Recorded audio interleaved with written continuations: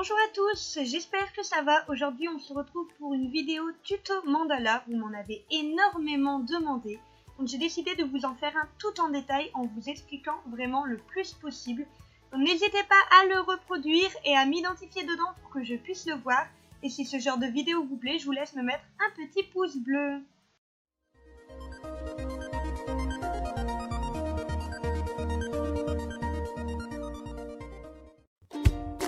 On va commencer par faire différents cercles de différents rayons. Donc au niveau des rayons, j'ai pris 1 cm, 2 cm, 2,5, 4, 5, 5,5, 6, 7 et 7,5. Évidemment, vous faites comme vous voulez, mais moi c'est ce que j'ai pris. Pour les constructions, je vous laisse aller voir en barre d'infos. J'ai mis exactement la vidéo où je vous expliquais tout comment je faisais.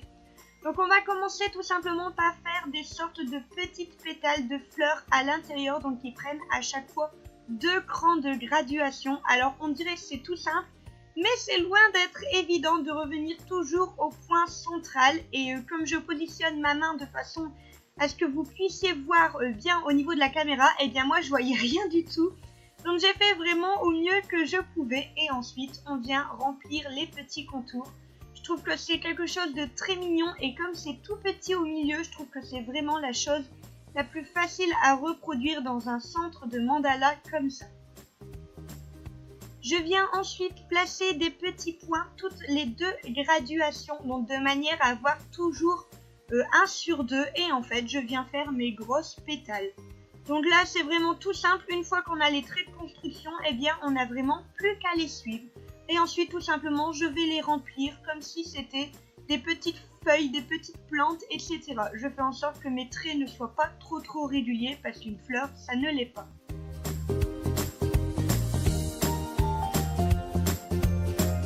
Je refais la même chose pour l'étape d'après. Donc vous verrez, je passe quasiment tout le temps par l'étape des petits points. Et je fais tout simplement ma seconde étape comme ça, donc toujours au niveau des sortes de pétales, je sais pas trop comment ça s'appelle. Et à l'intérieur, je viens faire des petites lignes comme un code barre. Donc vous voyez, quand vous avez un trait qui n'est justement pas très droit, et bien vous en profitez pour le doubler.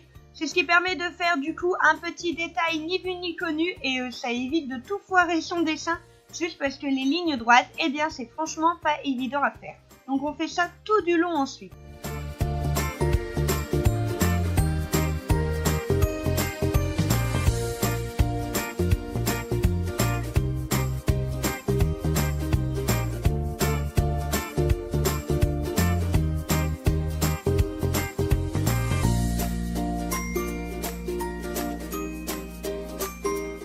Une fois que j'ai fait mon étape de petits points et de pétales supplémentaires, eh bien je reviens à faire exactement la même, sauf que cette fois-ci, je repars du même point. Alors, ce que je dis, vous n'allez rien comprendre, mais je pense vraiment que les images parlent d'elles-mêmes.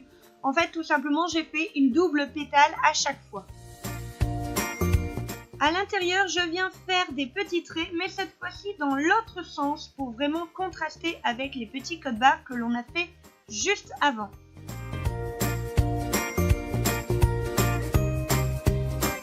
Et pour compléter la partie centrale, je viens faire des petits ponts. Alors c'est vraiment le motif le plus simple, mais j'aime beaucoup étant donné qu'il est aéré. Ça change vraiment du code barre et des lignes que l'on a fait juste au-dessus. Ensuite, je viens tracer le cercle. Alors ça, clairement, c'est le plus difficile. C'est ce qui me pose encore le plus de problèmes maintenant. Mais rassurez-vous, ça se rectifie avec ce qu'on fait à l'intérieur. Ça cache les petites anomalies. Je vais faire ce genre de petits traits en 1 sur 2 à l'intérieur. Je ne sais pas du tout comment ça s'appelle, mais j'adore, je trouve ça très mignon. Et je vais tout simplement rehausser le tout avec des petits ponts. Alors les ponts, c'est la vie, ça se fait très rapidement. Ça fait une colonne en plus et moi, j'adore. Là, je vous montre tout simplement comment on peut faire autrement. C'est-à-dire qu'on en fait 1 sur 2 et comme vous voyez, je me suis volontairement trompée. Je veux vous montrer par là qu'en fait, à travers le mandala, tout est rattrapable. Donc vous voyez, là, comme j'avais mal fait mon 1 sur 2, j'ai tout simplement décidé de le faire à chaque fois pour faire une double pétale. Donc vraiment, il faut vraiment que vous sachiez que dans le mandala, tout est rattrapable. Et c'est pour ça que je fais généralement mes motifs de pétales avant de faire l'intérieur. Parce que c'est beaucoup plus simple de rattraper le coup quand on se plante au niveau de ça. Donc là, tout simplement, j'ai été faire des sortes de petits losanges à l'intérieur que j'ai été colorier en 1 sur 2 une fois de plus pour rattraper le fait que tous n'étaient pas de la même taille. Comme vous voyez, celui-là que je colorie en premier, il était vraiment rikiki. Et le fait de les colorier en 1 sur 2, ça donne un effet de profondeur et ça rattrape le coup et c'est très très pratique.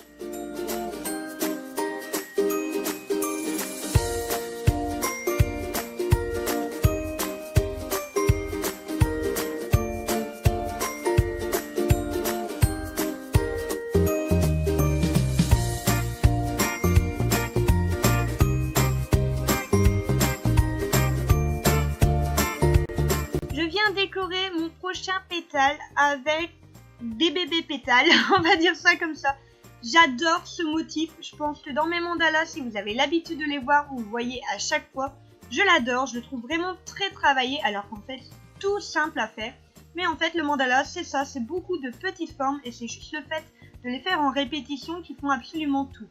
Une fois qu'on a tracé le contour, je viens faire des sortes de briques à l'intérieur. Alors moi, je sais pas vous, mais moi j'adore dessiner l'effet brique, c'est ce qu'il y a de plus simple au monde. Et j'adore le côté que ça représente, et si vous le mettez ensuite en couleur, ça rend vraiment, mais vraiment sympa.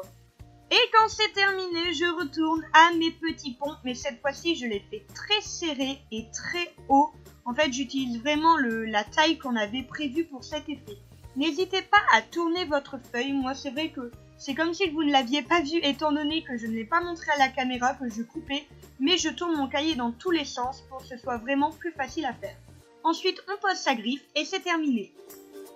Et voilà, cette vidéo est terminée, j'espère vraiment qu'elle vous a plu. N'hésitez pas à me le dire en commentaire. Quant à moi, je vous fais des gros bisous et je vous dis à la prochaine.